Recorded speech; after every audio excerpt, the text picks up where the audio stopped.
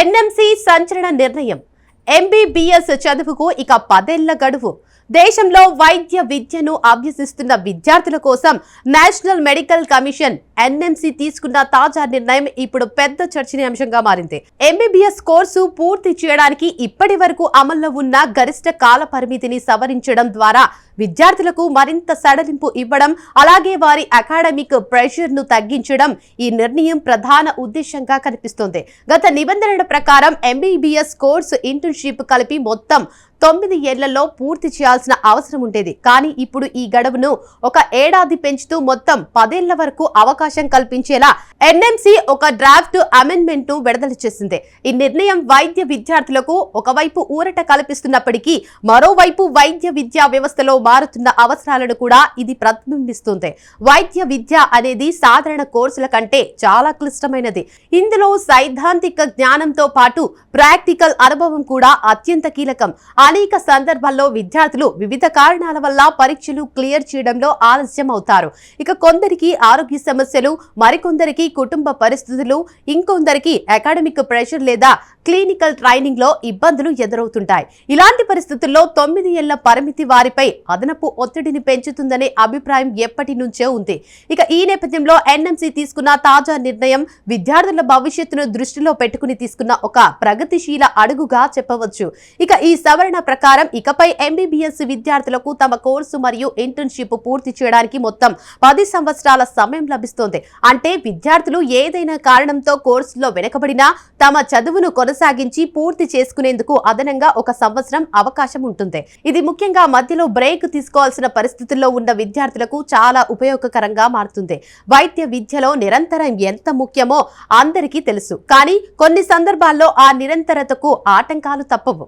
అలాంటి సందర్భాల్లో ఈ అదనపు సమయం ఒక రక్షణ వలయంలా పనిచేస్తుంది. అయితే ఈ గడువు సడలింపు ఇచ్చినప్పటికీ విద్యా నాణ్యత విషయంలో ఎన్ఎంసీ ఎలాంటి రాజీ పడలేదు. ముఖ్యంగా ఎంబీబీఎస్ మొదటి సంవత్సరం పరీక్షలను పాస్ అవ్వడానికి ఉన్న 4 అటెంప్ట్ల పరిమితిని యథాతథంగా కొనసాగించడం దీనికి ఉదాహరణ.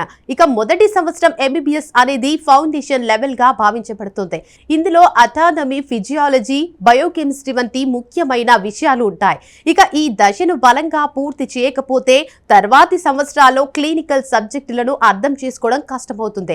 అందుకే అటెంప్ట్ల పరిమితిని అలాగే ఉంచడం ద్వారా విద్యార్థులు చదువుపై మరింత దృష్టి పెట్టేలా చేయాలన్నదే ఎన్ఎంసీ ఉద్దేశంగా కనిపిస్తోంది.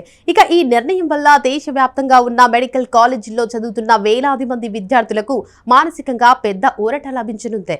ఇప్పటి వరకు అనేక మంది విద్యార్థులు చిన్న చిన్న కారణాల వల్ల కోర్సు పూర్తి చేయలేక మధ్యలోనే నిలిచిపోవాల్సిన పరిస్థితులు ఎదురయ్యాయి.